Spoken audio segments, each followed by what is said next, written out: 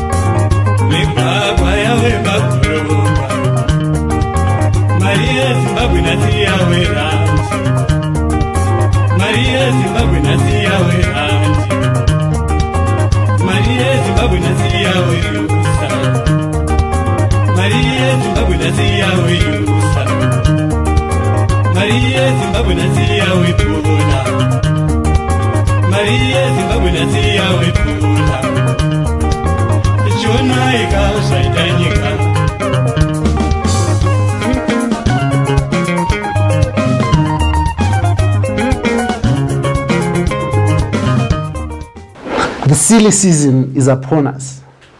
That time when politicians take the limelight, where anything happens, anything can be done just to win the votes. This is the 2023 general elections, August 23, where Zimbabweans will go to the polls to elect a president, a legislator, and a councillor. And already the political gamesmanship has started. Here on this, The Free Talk, we give you the reason why you should care. We give you the reason why it should matter to you. This is The Free Talk with me, your host as usual, Dara Blessed Mhlanga, and we're talking politics. Stupid. Join me after this break.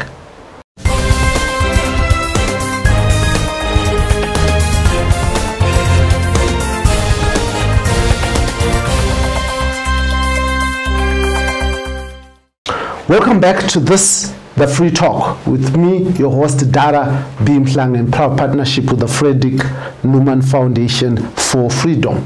Now, as we head towards what could be a watershed general election, Zimbabweans are getting excited. But just last week, a card was pulled from underneath the MDCT leader Douglas Mwonzora when the former MDCT chairperson and now Secretary for Peace and Reconciliation, Morgan Komichi, held a press conference and declared his interest in running for presidency. Now, he joins me in studio this week to discuss democracy, politics, and people ahead of the elections. Thank you very much, Senator Komichi, for joining me. Thank you so much. Beautiful. And also greetings to every listener who is on the line at the moment.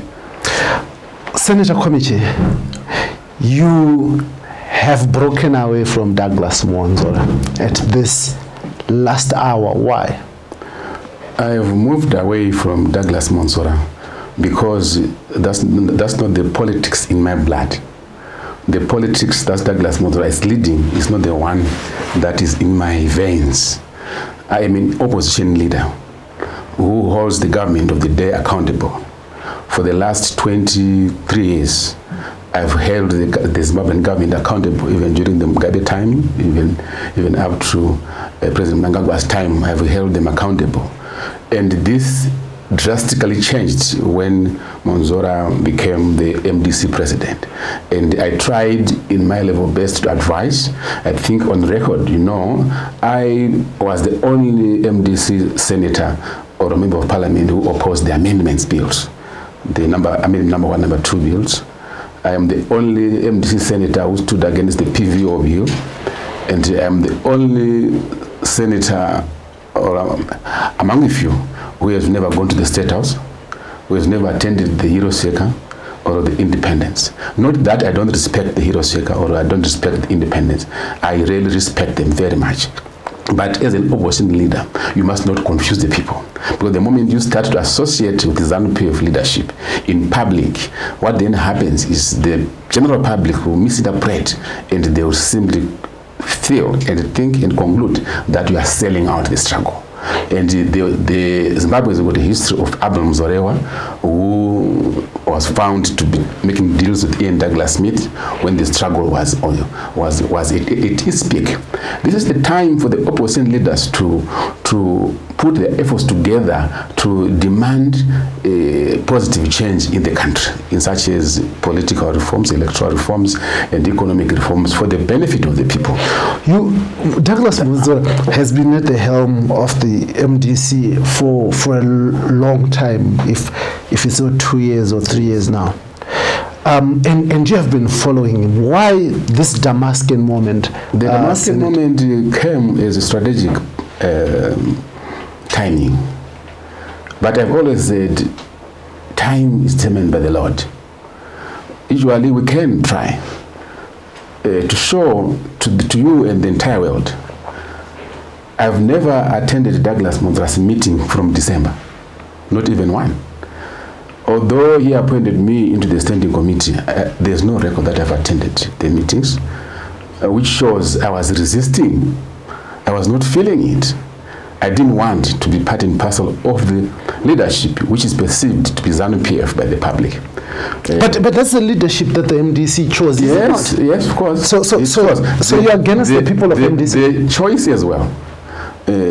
I don't want to waste time on the past, but the leadership of Douglas Mwonzora, as he stands now as the president of MDC, was bogusly done. Many people have asked me, why are you saying that yet you chaired every key important meeting of the processes? I wanted to establish evidence. I never approved any of them.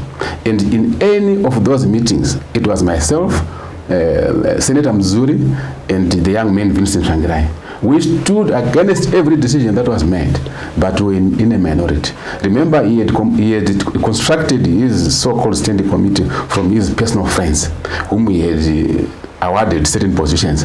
So they would approve anything that would have been suggested by Douglas Mwonzora as to rig the election process, the Congress processes. So it was so frustrating. Then people differ in strategies. Others would make noise, others would go cool, others would pretend as if they are fools, but yet they are planning. So I know Comrade Marara and Comrade Mzuri went public to express their anger. I contained my temper. But you once went public just after your EGM. After the EOC. Yes. Also after the by-elections. Not after the by-elections, after the EOC, when you held a press conference that we covered, you sat there with Thokozani Kupe and yourself. Yes, that's part of the evidence. That the gentleman has never run a constitutional process as what we stood for when we went to the Supreme Court. But someone would want to argue, Senator Komichi, that politicians are a greedy lot, including yourself. You went after self-preservation because you were afraid to lose your seat in Senate. One of the things that I would not make someone play with my political career is to give somebody the, what do you call it, a false fame that is in power. We didn't go in the Senate through the ticket of Mwonzora. We went through the Senate through the ticket of MDC Alliance and Nelson Chamisa. So to allow him to remove you from Senate is a false position.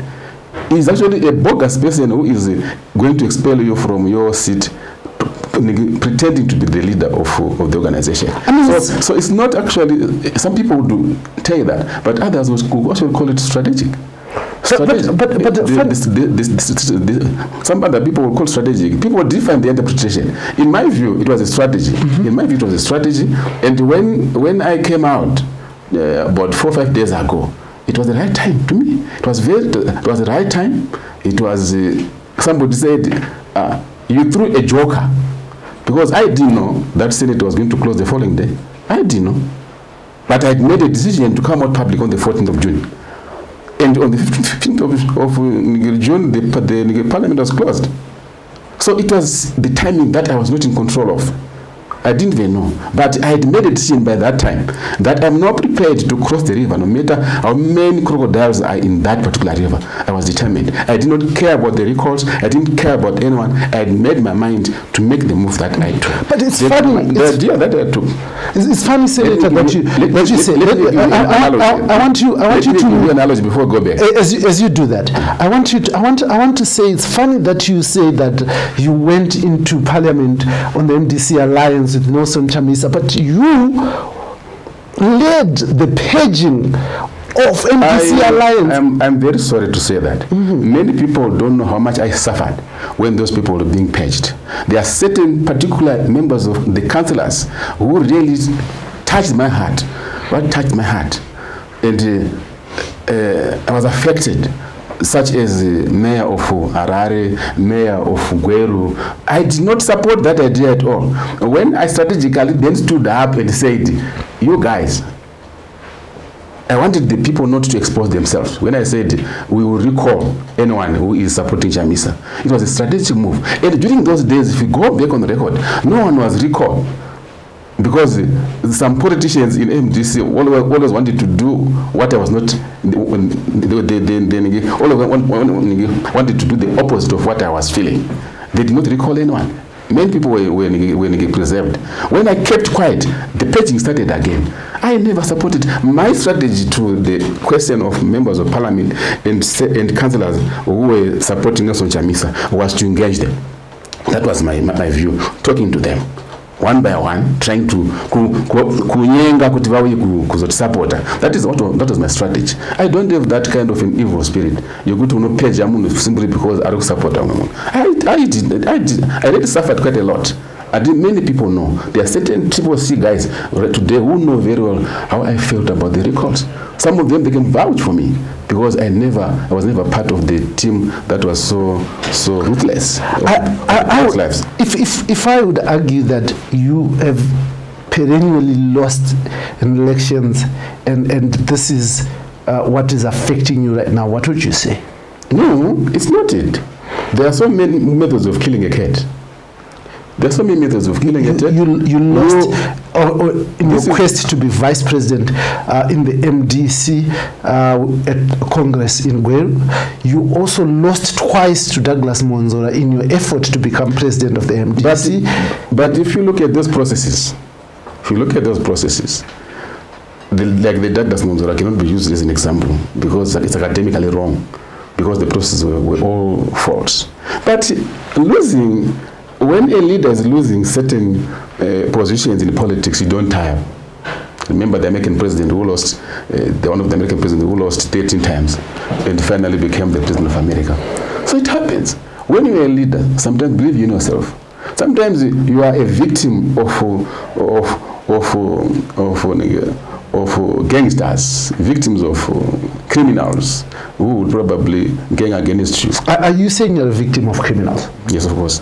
Which criminals are these? No, I won't want to mention the names. I don't want to really rub other people's feathers at the moment. We are going towards an election. We need each other. But I can tell you that you don't necessarily lose an election simply because people don't like you. Senator, do you think politicians in Zimbabwe have people at heart? No. You don't? You don't, no. At the moment, the opposition in Zimbabwe, my friend, is pathetic. In Zimbabwe right now, we would certain incidents that would have not happened during Morgan Tsvangirai's time. The job scholar case that we're talking about right now, people are comfortable with Job Scholar being penalized for nothing. The case which Job Scholar committed to this country is not even a quarter of what we know in terms of armed robbers, rapists, who are roaming around at the moment on bail, and they go to court coming from home. Job Scholar, yes, of course, he is being accused of having incited violence. But is it a case that you can fail to get bail? No, I don't think so. And that is not right. And the opposition is quiet. We've got a young man who is in prison right now, Jacob Ngaruvume, 3 years. In this case, if I remember very well, it's simply because he tweeted an anti-demonstration against corruption, and he was enslaved with 3 years. And the opposition is quiet like water what's wrong? What opposition must stand up and defend those people. But you are opposition. Those are democratic fighters. But I'm not a leader. I'm not a leader. I'm going to make sure that the opposition changes its breathe energy in the opposition. I know what was done by my previous president, the late president Morgan Tsvangirai. You would not keep quiet for people, for democratic injustices, for economic injustices. At the moment, we cannot be quiet when the exchange rate is flying like that. We cannot be quiet when the cost of living is hurting people. We cannot be quiet when salaries of the civil servants are now less than $4. By the end of August, civil servants will be earning $0.1 something from their salaries. Because there is no way this government can have a solution to resolve this. It has collapsed. This government has collapsed. It's now a failed state. We are going back to the 2007 economic quagmires, and the government has failed. And the opposition is quiet. That is not right. Senator, you sat with the government. You preached rational disputation. No, I did not plead you fed in the same plate with the disputation was the vision of my former leader. It's not my vision. Visions are provided for by leaders. When you are subordinate in any organization, you don't provide vision. You contribute to the vision. But the carrier of the vision is the head. That's why there are some differences between him and me. I've told you the difference, that my behavior in parliament, my behavior in the public forum, I have not been found associating with ZANU-PF because I don't believe when you are an opposition leader, you must oppose the government. You must oppose the government. Do not hug or kiss the government. Do not dine with the government. You will be selling the struggle. It's very clear. I understand the opposition politics. I understand very well. That's why I have now come to a point where I'm saying enough is enough. Let me give you the analogy. If you are in a plane and you are a trained pilot, but you are a passenger on that particular day, On that same day, the pilot who is in charge of the plane is struck by a stroke. And the plane is about to plunge into into a big mountain or into an ocean. What would be a normal pilot who is a passenger do? You jump onto the seat, remove the sick pilot, and take over control of the plane and save the people of that plane and save the plane itself. That's what I did on the 14th of June. When I saw that the political... But you're not a passenger. You can't. I was a passenger. I was a passenger because I was the secretary for what do you call it? What did you say? The national healing. I was a passenger. But you were a chairperson. No. And I've told you dethroned Nelson Chamisa from the MDC Alliance. When I was the national chairperson, I told you what I did to differentiate myself from politics of abuse and citizenship. No, but you dethroned. That was another issue altogether. It was the question of constitutionalism. It was something that happened. And in any conflict, you're the one who brought Nelson Chamisa to power as national chairperson. You're the one who dethroned him. So do you take responsibility of any of the things that you've done? Yes, of course. What responsibility do you take? I need to correct things. I need correct things, isn't it? I need correct things. When I supported Nelson Chamisa, he was the best foot forward for me. He was the best foot forward for that elections. I believed in that. But what I strongly believed, the young man was popular with them MDC cadres. He was going to win any congresses without any problem. Why he refused, I don't even know. I tried to advise as well, young men, you can win any congress. Many people in MDC believe let's go and fulfill the requirements of the constitution. You don't be afraid of anything. He refused. But let's not go back there. Let us not open old wounds. Let us find ourselves at this particular juncture and face the elections in peace, in love, and make sure how can we do to make sure that the June elections the August elections are going to benefit the people of Zimbabwe. The people, what we need now in these elections and going further is the political leaders across the divide, from ZANU-PF to Triple C to the Movement for Democratic Change and many others, to at least for the first time to think about the people.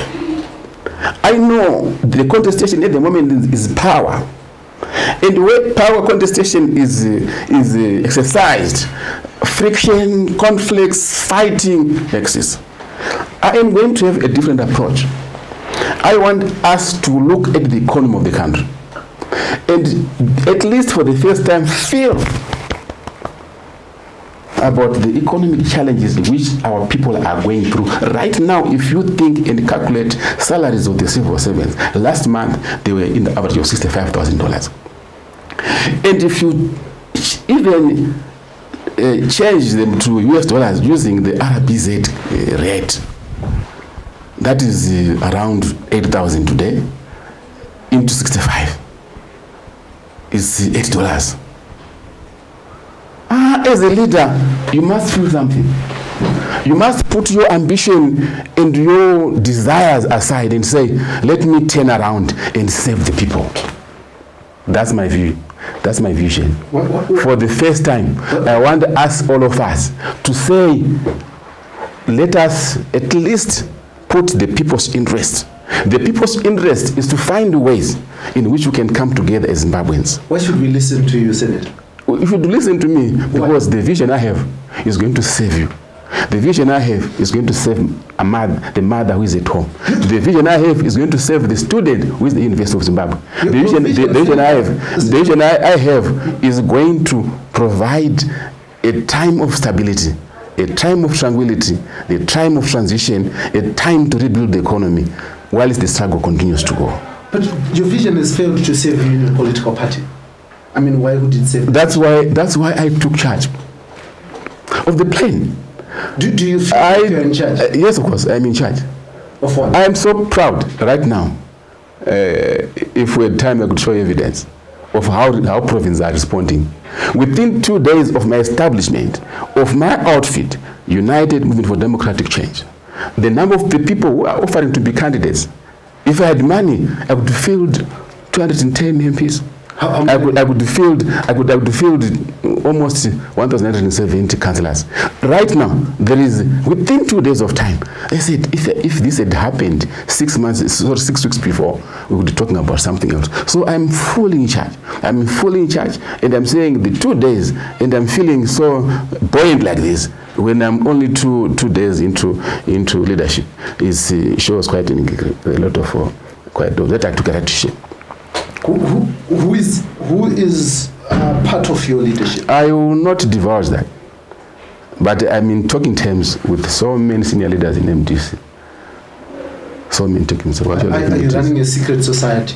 I'm not running a secret society. It's a strategy. It's a strategy. I don't believe in exposing some of the things before they are mature. It's a strategy, in my view. But I'm hopeful that this call of considering people for the first time in our elections, I'm sending to ZANU-PF, I'm sending to CCC, and I'm saying to myself, this is the time leadership should show. We are not selfish. I will not put the people's lives at stake this time around. My strategy is to engage with the people. I'm going to be the voice of the people's agenda in these elections. This is the time that we must change the strategy, change the approach, and make sure that power, yes, but let's look at the lives of our people. Lives of our people. They've suffered. On the by-elections on 26 March, people showed you that you had stood in the wrong path. You had fought against their voice when you re-established the 2014 structures.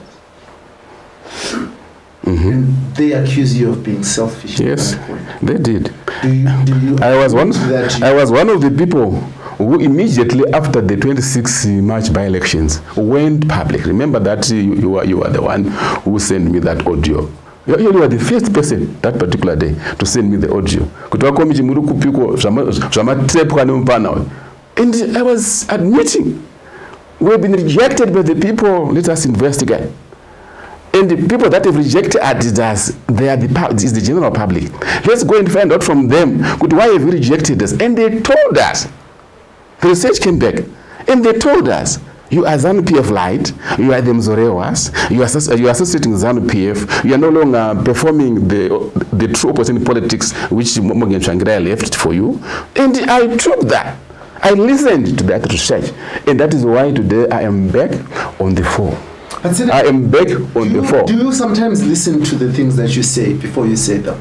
What are you saying, Dara? What are you saying? Can you explain? At one point at a press conference that I covered, Senator, you said that you knew Nelson Chamisa was not going to go anyway. You knew that he was going to an end. Right now here you're telling me that you knew Chamisa at that time was the best foot forward. Now exactly where why are you contrasting the two? You asked me, why did you support Chamisa to be on the throne? But you knew he was the best foot forward. But you also said at a press conference that when you were supporting him, you knew he was going to. He was the best foot forward. And my advice was that let's go for the congresses as the party constitution. There's nothing to fear. He found it otherwise, isn't it? He found it otherwise. And that failure to hold the EOC, that is where we went to, we differed. As we go into this election, Senator, who do you think is the best foot forward? I am the best foot forward because I got the vision. I got a strong vision, which I strongly believe will resolve the economic challenges of this country. I got a strong vision, which I want to serve the people. And I got a strong vision, which is going to be, which has got an answer to the economic challenges. One thing that which is causing the problems of Zimbabwe and Africa, is the governing structure that we are using. The governing structure that was developed by Ian Douglas Smith and his masters is what we inherited when we came from war. The governing structure that was designed by Ian Douglas Smith was catering for 200,000 whites, and they were living luxuriously. When we came from the war, we forgot to change the governing structure to make it inclusive of the black majority. the governing structure by the whites, by them, was exclusive of the black majority. As a result, governments in Africa are failing to take care of the black majority because they continued to use the Western type of governance system that was left by the colonial masters. It is like this room, my friend. This room can take care of 50 people. If you do not expand this room, if you want to add 10 more people, they will have to stand outside. So the 200,000 people are still enjoying in Zimbabwe, in the black government of Zimbabwe. The majority, the 60 million, continue to languish in abject poverty because the governance system that we inherited is not going to be inclusive of them. So my vision is about creating a governance system that is inclusive, a governance system that will cater for the majority. And we have the experience. Right now in the whole world, in Africa, I can challenge you to point at one particular country in Africa which is developing proportional to its power in national resources. None.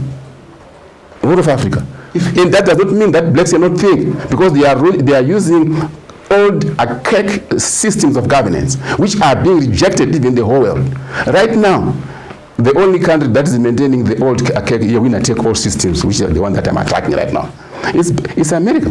But if you check the 3.5 years that the Americans be running the government today, Joe Biden and Trump, they are each at the throat because they are using a system of exclusion.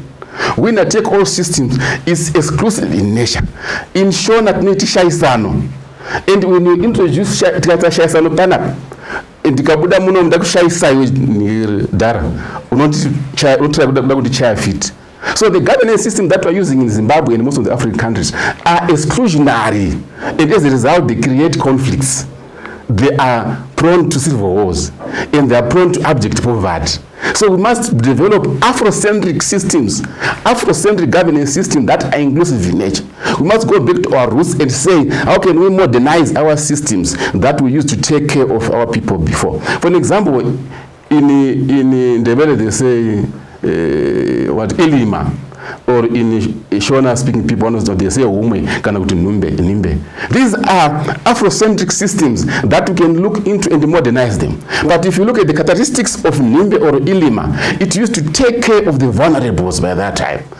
They take care of the people that had no plows, that had no cattle, or single mothers or single fathers. That system would take care of the economic structure of the community. And that system also is an Afrocentric strategic economic systems that made sure that as long as there was good season rain, there was no one who was going to suffer. So when the colonization took place, we abandoned the system and adopted the Western type of system that was designed for the minority. And the minority, even in Zimbabwe today, they are the ones that are happy, but they are now blacks. So I have a vision, which I think within 100 days of my presidency, I will make sure that I put up a system that is inclusive. And I got evidence in history. In the entire Africa today, the only man who has adopted the vision that I'm talking about now is Paul Kagame. Paul Kagame has run his executive, his cabinet with more than 8-9 political parties. And as a result, there are 3 core values that would constitute a government that would be inclusive. The government of Kusuksa are unity, peace, and shared vision. So Paul Kagame's government runs with political parties that will participate in the election, simply for him to achieve unity, peace, and shared vision, so that they will move together in as far as economic development is concerned. He has realized one thing. Science taught us. Newton's law said, where 2 forces of equal magnitude interact in opposite direction, there will be no motion. What comes out there is friction, and the heat is sometimes fire. Similarly, in a governance system as well, where the ruling party and the opposition are of equal magnitude and interact in opposite direction, there shall be no economic motion. What is going to result there is friction, civil war, and abject poverty. This is why the entire Africa today is in abject poverty, is in civil wars, because we failed to learn from the science that we went to school for. We failed to develop systems that would cater for that. Many people have gone to school, and listen, many people have been indoctrinated by the Western democracy, and we have become slaves of the Western democracy. And we do believe that what we've learned to school is correct. I say no. But Senator, you're not delivering a lecture. What I want to say to you, Senator, is what if I say that you're wasting your 20,000 United States dollars for presidential candidacy? You'd rather be in university lecturing peace. What would you say? Well, you see the problem that we have now in the entire Africa. We went to school under the Western ideologies, and we have the task to start the new revolution. The new revolution to change the mindset from the colonial captivity which we are. Africa, from South Africa, Cape Town to what do you call it? To Cairo, we have been colonized. Mentality, we are subject of colonialism, and we need new leadership to undo that, to free our mindset. I can tell you right now and challenge you on the podium, Africa is not yet independent. Africa is not yet free right now. We are captives of colonialism. We are not.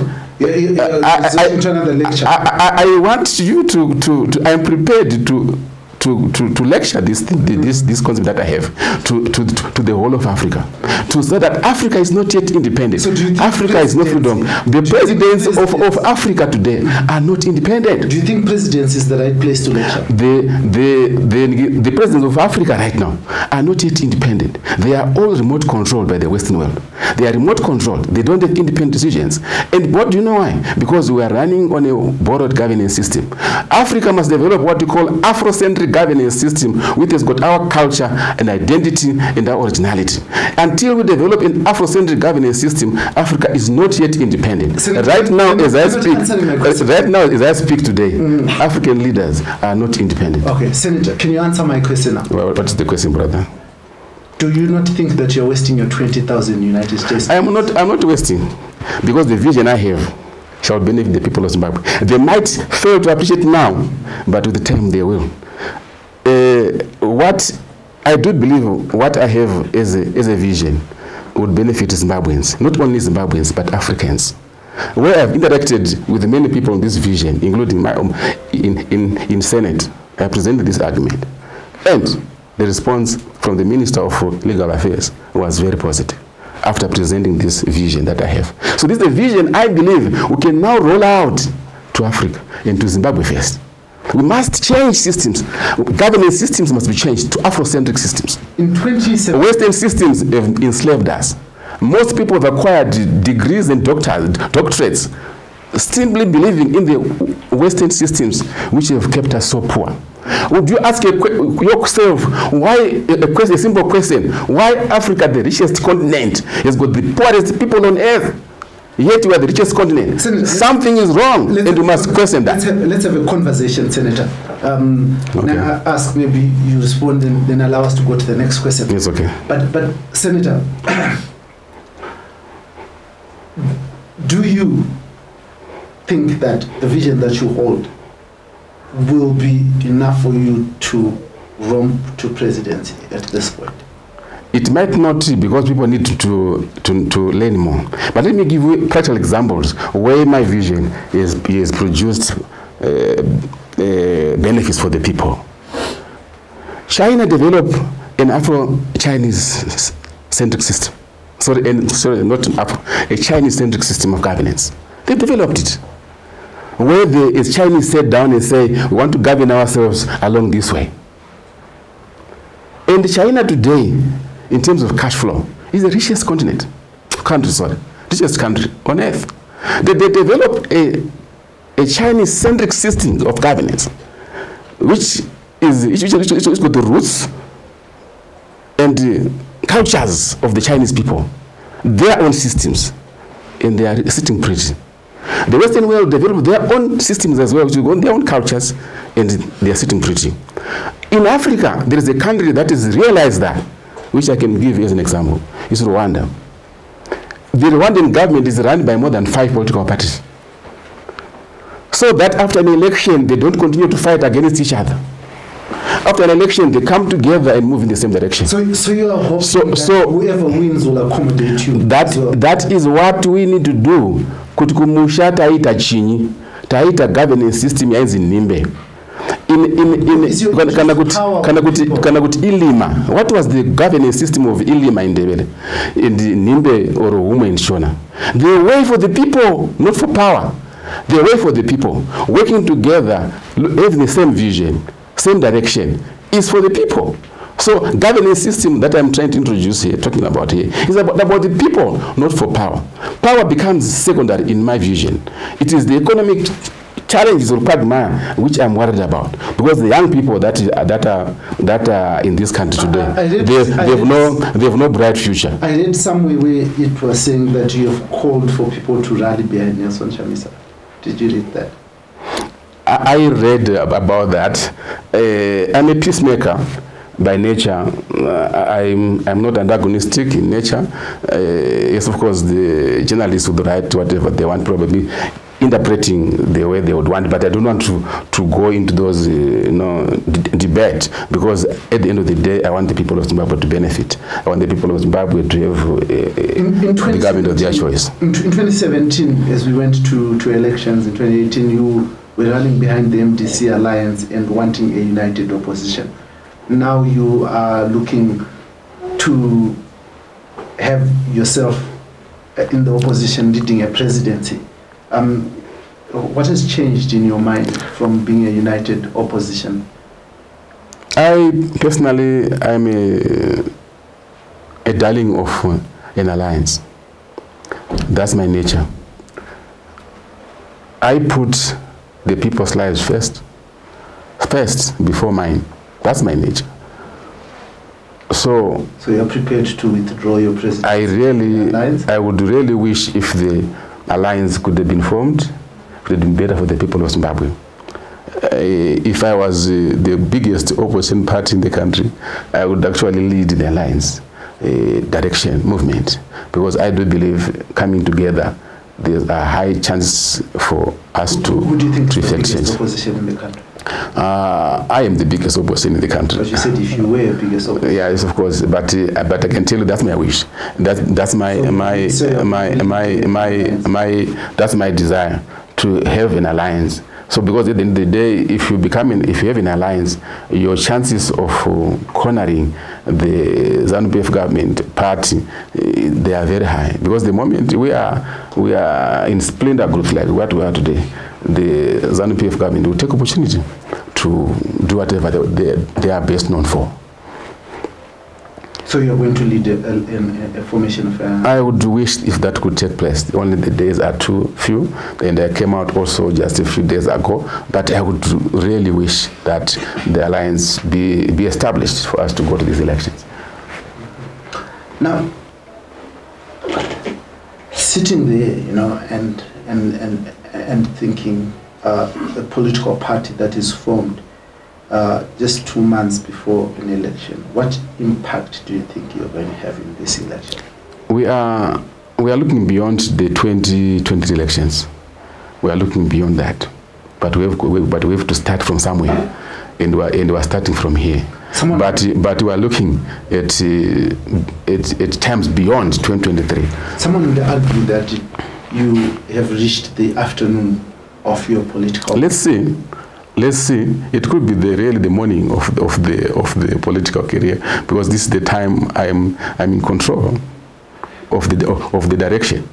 Let's see what will happen. Over the past years that you have been chairperson of the MDC and Douglas Mwonzora has been the president of the MDCT, you seem to have accused Nelson Chamisa of dictatorship. Was it any better in the MDC with your president, Douglas Mwonzora? No, Nelson Chamisa was very clear on what he wanted. He didn't want to go for the Congress by then. So he was principled on this position. The difference between Nelson and Douglas are that Douglas would pretend to have a Congress which is infested with rigors. Like the last Congress that we had, it was not a Congress at all, and that is where we broke chains. It is from that Congress I've never attended this meeting to express my disappointment on what I thought was democracy. You have said... But as a leader, I don't want to dwell much on those small differences. I always want people to realize that at the end of the day, unity is the key. Coming together is the key. I don't want people to spend most of the time on the past, because as we move, people learn. Okay, let us leave these squabbles in the MDC and look at Zimbabwe for a moment and say, what do you think is the path that we're taking as a nation? At the moment, if you look at what is taking place in Zimbabwe, the future is oblique, is opaque. The economy is in a state in which we're going to suffer more. And the solution to the economic challenge that we are today is hazy. President Emerson Mnangagwa disputes that. He can do so. He but he's creating a $12 billion mines economy that there is movement in terms of development. The road network is improving. Zimbabwe is open for business. Massive investment is coming in. Dams are being constructed, and so forth and so on. Yes, of course, you would say that because he's the man in charge. But us as the victims or the beneficiaries of the economy, we see it different, because the economy is not improving. The economy is actually declining. And right now, if you look at the exchange rate, if you look at our salaries, the power of the dollar and everything else, they are not bearable. Okay, not things are improving. We're going to say things are improving. Things are not improving at all. President Emerson Mnangagwa believes that. You would say that because he's the leader. But we are observers. We are experiencing what is happening on the economy. The president says it's being No. He said the opposition is supporting. That's why we are here. We are providing alternative. A governance system that will make things move. An alternative the governance system that will include that will be inclusive in nature. Where if ever they are going to be saboteurs, they won't be able to sabotage things in which they are involved. Winner take all systems. People always have excuses. Don't believe in winner take all systems. Be inclusive in your approach. Respect other people's ideas, whether opposition or not. But can you just answer this question? Why are you sabotaging the president and the economy? I'm not sabotaging the president. You're in opposition. He says I'm not sabotaging the opposition. I'm actually in opposition to enhance and to improve with ideas. That's what I'm talking about. Governance systems of our culture. Governance system that is inclusive in nature. A governance system that would make sure that we remove any minds and ideas of sabotage. What would you think in practical terms? For example, let's take the results of 2018. The ZANU-PF won elections with 2.2 million. And the MDC Alliance lost with 2.1 million. If you are a leader of normalcy, don't throw away the 2.1 million. I'm just being academic, taking the figures that are there. Just being academic. If you're a leader, that is the future. Don't leave that figure out, because if you leave it out, we go back to they'll oppose you. But there was Pollard, and what is Pollard? What is Pollard? And the 2.1 million could have been accommodated in Pollard, don't you think? What is Pollard? I mean, the system that you establish of governance must be inclusive in nature, so that you carry along the 2.1 million people. Don't throw them away. If you throw them away, they will oppose you. They will not support your vision. So both 2.2 and 2.1 are in magnitude way. They are actually similar forces. They are equal forces. So any good, clever president would always want to work with the 2.1 million. So you're saying President Emerson? No, I'm not saying that. No, I'm not. I'm saying that. I'm saying that if it was me, I wouldn't let the 2.1 million go away. I will not do that. I will make sure that I will find mechanisms. Actually, I will introduce systems that are inclusive in nature. Systems that are this idea that selling to people right now. It's a new idiom that I've learned out of the government of Rwanda, the government of the Chinese government. That inclusivity in everything that you do. Do not take election results to be to hate each other. You go in election to establish a president, but immediately after establishing the president, bring those ones that have contested elections on board and form government of national unity, so that they would contribute positively to your vision. You would thank them. If they are doing that in Rwanda, if they are doing that in France, in Italy, if they are doing that in Belgium, if they are doing that in some different parts of the country, where after opposing, in Germany, after opposing each other, they form government of national unity. What are they? Why are they doing so? They don't want to unnecessarily get opposition, because opposition during governance processes would always sabotage you. So even Europe, it's moving away from winner-take-all systems. Let's talk about the current laws that we're going to use to run this election. Do you think that they'll be adequate and sufficient to deliver a free and fair electoral vote? We are getting into this election as a way of exposing the weaknesses of the systems, which is part of the struggle, because we must have evidence of how the weaknesses of these systems are. But I can tell you, in the first place, calling for presidential candidates to pay $20,000 is absurd. It's absurd. Because the $20,000 could have been used quite favorably by opposition political parties to campaign. But here we have a system which is going to impose such kind of high fees, from $1,000 to $20,000. It's undemocratic. It has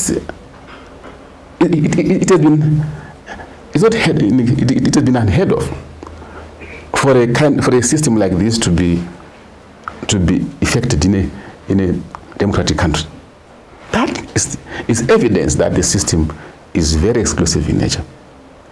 So why would the whole government move away from $1,000 per presidential candidate to $20,000? That's wrong. That's bad. How many opposition political parties will be able to raise $20,000? How many?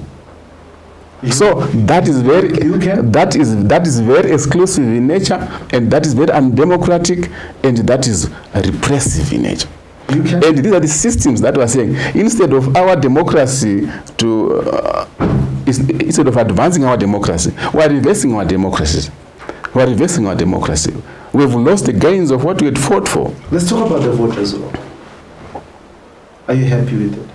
The voters' roll, everything that is along the election thing, my friend, is something which is privately run. By who? By ZEC. Zimbabwe is still a long way to go in as far as established democracy is concerned, full democracy is concerned. We are still a long way to go. The voters' roll itself, the way it is done.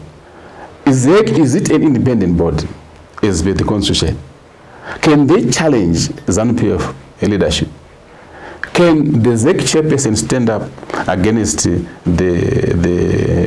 ZANU-PF president? Can they? Can the courts of this country ever rule a case against ZANU-PF government? Can the courts of this country ever rule? They won't rule against them. So we are still very far away in as far as democracy is concerned in Zimbabwe. We are still miles away from really having a fully fledged democratic process in Zimbabwe. Because right now, ZEC has no capacity to go against the wishes of ZANU-PF. Right now, the courts have no capacity to rule against the ZANU-PF decision in as far as the elections are concerned. They don't have. So we are still in a struggle to democratize these processes. We still need to do a lot of work. So from what you're saying, what is the hope? What is the hope for Zimbabwe? Zimbabwe, that's why we are in a continuous declination. We are declining continuously economically. We are still very far away to achieve full democracy in as far as elections are concerned. You're paying 20,000 into this process, Senator. That's why, and you don't have any confidence. That's why. It's part of the war. It's part of the we need to establish evidence. You could build a house, you know. We need to collect evidence.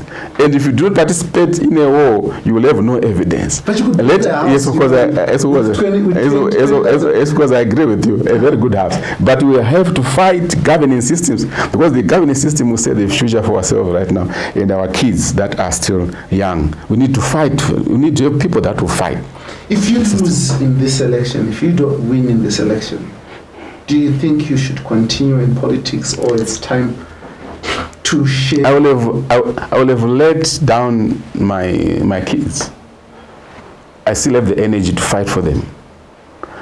The governing systems in Zimbabwe. Don't you think they also have energy to fight for you while you sit in the back? Let's fight together. The time will come when I'm feeling worn out. I'll retire and then they'll continue. But for now, I still have the energy to be part of them, to fight for a proper governing system, to fight for proper democracy, to fight for their rights, because they are victims. When I look at the young people today, I see no hope, because the economy is declining. When we grew up, when we were still at their age, we were assured of jobs as apprentices, as whatever, everything was available. We would do whatever we wanted in life, join journalism, whatever. Things were quite affordable during our time. And our kids, as they grow right now, they are victims of governance failure. And we need to fight to help them. You raise an important, something that's important, that when you're growing up, you had all these opportunities to professions of your choice. Yes. Many people want to know, sitting there, that have you ever had any profession outside politics? Yes, of course. I'm a trained instrument and control technician with ZESA. I know how to cook electricity, from its basics to lighting. I am a qualified instrument technician that has worked for ZESA for 23 years, 24 years actually. So I got that knowledge something that you never really share. Electricity generation. I was trained by ZESA, and I worked at Wange Power Station as instruments and controls foreperson quite for some time. So that's my profession.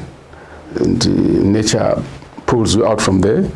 When I was at the power station in Wange, I started to be political. And from there I was ejected out of the electricity generation processes to politics.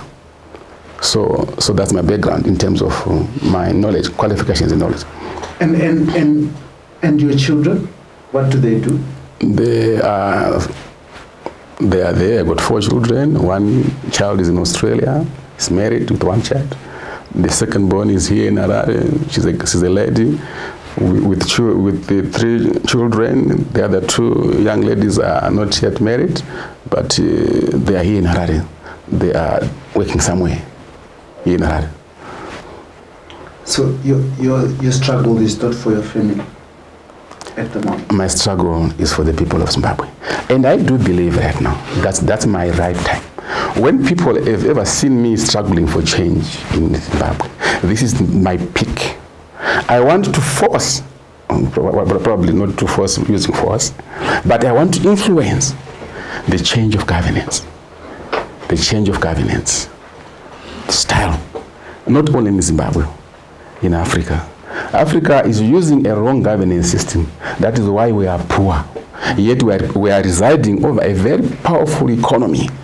Under Africa's source. I think you've all made that point. But let us talk about your pledge to speak out and demonstrate on behalf of Job Scholar. What is it that you're going to do? And maybe if you can give us timeline. I've already started. From the time I introduced this new outfit, my first speeches in all the interviews was the call for the release of Job Scholar. And the call for the release of Jacob Ngaruvume. I mean, that's not new. What is new that you're going to bring in? Because there's been serious calls. I am going to be organizing as I strengthen my outfit. I'm just 3 days old, but I've already introduced the topic, the agenda, the free Job Scholar call, free Job Ngaruvume's call, because whatever they committed is not worth the punishment that they are going through. We have students from the University of Zimbabwe from NASU who allegedly demonstrated, because I'm not sure if it's them who demonstrated because they're denying it, but they allegedly demonstrated for the release of Job Scala. Right now they've been denied bail. They are in prison. Right, you are aware of that? Yes, I'm aware about that. I'm aware about that. You are prepared to join them. And it's actually unfair. You are prepared to join them in prison? After 43 years of independence, we have these jail sentences still taking place. I don't believe it. Which means we're actually going in an autocratic state. And we must stand up and fight for our rights. We as Zimbabweans, we have the right to voice out when something is going wrong in Zimbabwe. When the government is failing to do things to save the people's lives, the people of Zimbabwe must have the right to express themselves. Are you prepared? I am prepared to join that's the difference between me and the leaders that you've been seeing for the past. I am prepared to die for the people of Zimbabwe. I've gone through a lot, and I thought we have achieved some changes. I thought just to lose the seat of no. I am prepared. Don't misjudge strategy and quietness. Don't do that. Those are two different. Sometimes you have calculated value. Usapa munu mbire asina. Usapa munu simbara rano fila kuti. Why would this man do this? Want to go to real things like the one that we're talking about right now. We need to make sure that the Zimbabwean movement of opposition is strengthened. That's why I need for the people of Zimbabwe to find each other when necessary, to forgive each other, and come out and form a formidable movement to stand up against this government. The situation that Job Scala is under and Job Scala is under it's supposed to have happened during probably my early days of opposition politics, not now. Senator, we are fast running out of time, but we'll just take this break, and when I come back, I want to ask the senator what his cabinet would look like if he wins this election, and I'll also give him an opportunity to share a message from his heart. Now, this will always be the Free Talk with me, your host, as usual, Dara Blessed Mklanga, in proud partnership with the Frederick Newman Foundation. Now, this is the conversation that matters. Join me just after this break.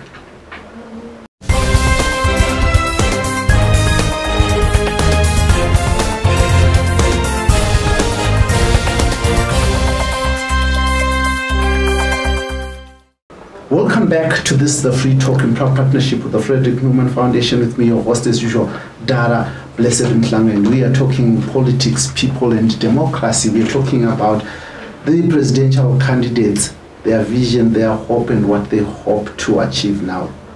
Zimbabwe votes August 2023 and 2023.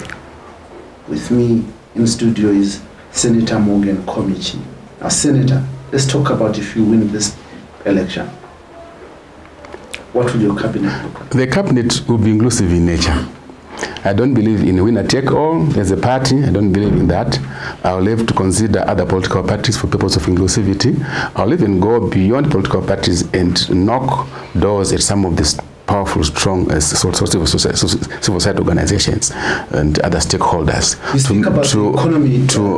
to make it inclusive. Because I want everybody to focus on the economic growth and development, to forget about the political struggles that we've gone through. I want to transform the culture in the mind of the people, to focus on the lives of the young people. The young people have lost hope, they have no future, because the Zimbabwean economy is declining. Senator, talk about the economy. Who would you put as your Minister of Finance? No, we would help each other to come out the best, but they definitely would. I cannot mention the name now. It is too early for me to say that. But we need the best Minister of Finance to take the reins and make sure that as long as the system is inclusive, with less resistance, the growth and prosperity of our countries are assured. Evidence has shown every time we have an inclusive setup. From 1980, we had a positive economic growth. 1987, when we had ZAP and ZANU coming together, we had a positive economic growth. 2008, when we had the inclusive government, the economic growth was very visible. Every time we are not inclusive in nature, our economies go down. So that's my lessons. So that's what I want to do. Do you think Minister Mthuli has been a good finance minister in Zimbabwe? Looking at all the finance ministers we have had, Tendai Patrick Chamisa, and the like. Minister Mthuli is a good young man who is operating in a system that is very retrogressive. A system of individualistic tendencies. The winner-take-all systems will not make economic growth in Africa. And economic growth in Africa is assured only when you go to have an inclusive nature. Evidence that I have is Rwanda. That's my evidence. In China, those are the evidence that I have. How many ministers would you have, Senator? As we start, we must have enough ministers to cater for the different needs. Yes, of course. I cannot give you. I cannot give you. Then let's say 25 or 30, because I'll be very selfish in nature. I need to also to work with others. But we must have to cover all the interest groups that are necessary for the economic growth of this country, to bring peace, unity, and shared vision. But your vision. Would you want a big cabinet, a small cabinet? What would you? As we start, you might find that you lose nothing by having an inclusive big cabinet.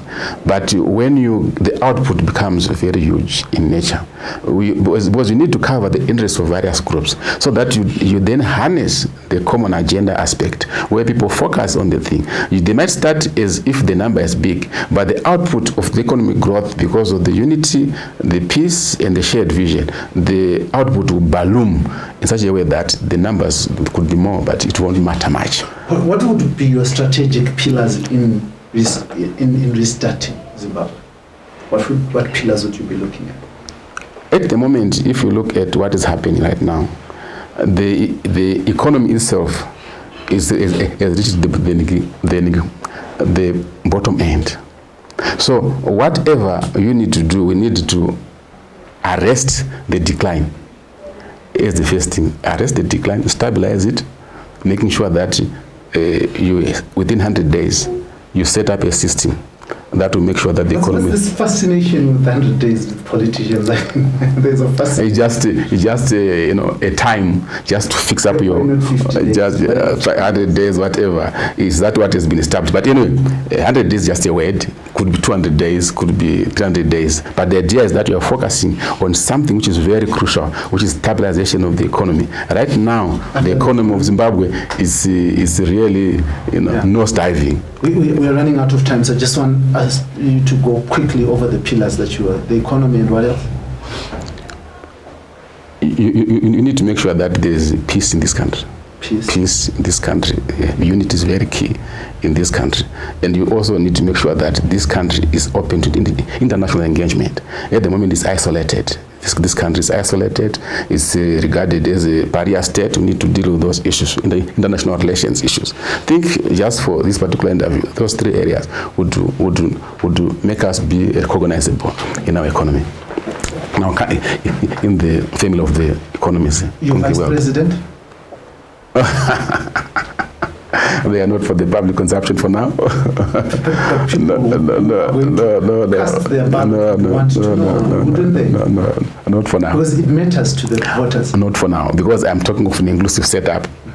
So the inclusive setup itself will determine. Could Vice President as President Emerson Dambudzo Mnangagwa or Nelson Chamisa?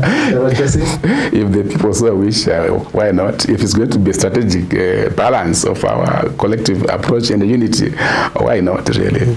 I don't take personal grudges. I want something which is positive for the people of Zimbabwe. I have no problem with Comrade Emerson Mnangagwa or Comrade Nelson Chamisa. I don't have any problems at all, as long as we are going to work collectively together for the good of the people of Zimbabwe. Thank you, Senator, for joining me. But just before you go, I will ask you to look at the people of Zimbabwe just quickly under a minute and tell them what they are going to expect from you, or a message from your heart that you'd want to share with our viewers here on the free talk?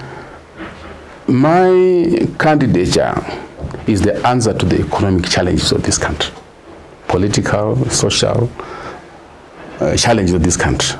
Because I am a strong believer that a government that's going to be run from individualistic political party will not give us positive result. I'm a strong believer that all key people in the political arena must be part of the government. I don't want to pursue the past in the history. I want to, most that will forge towards the future. Forgive each other on whatever happened before.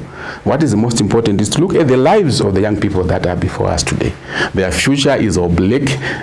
Us as old people, senior citizens, we must put our difference aside, come together and form a governance system that is inclusive in nature. We are sick and tired of following archaic winner-take-all systems that were left by the Western world. We must develop systems that are Afrocentric in nature, that we need to develop with the African originality and African culture and move forward. We must go back to our roots. And wherever there were differences, let's forgive each other and let us come together for the good of our children that are today languishing in abject poverty with the oblique future. Amazing. Thank you very much, Senator Morgan Komichi, Baba Abraham.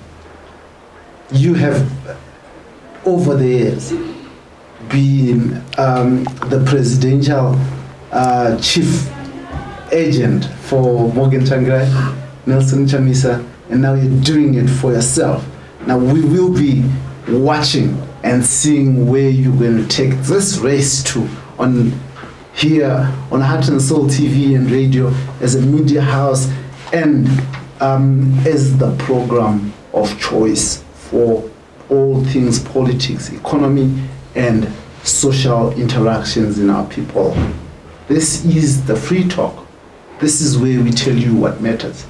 This is where you hear the alternative voice. This is the platform where everybody talks freely. This is the free talk with me, your host as usual, Dara Blessed Mhlanga, here in proud partnership with the Frederick Newman Foundation for Freedom. Until next time, thank you for joining us and for choosing us as your station of choice. Yeah, thank Zimbabwe was to elections. Thank you so much to all the listeners. Thank you so much to Blessed for giving me this opportunity to share my vision and my aspirations, my interaction with the people of Zimbabwe. I am your hope. Your song, you could sing us. Makorokoto aburama, makorokoto Isaki, makorokoto Jacobi, vanuvenya vaunga, mweya mutsvene chiburuka, toda kufamba parwendo, mweya mutsvene chiburuka, toda kufamba parwendo, amen. This is Free Talk.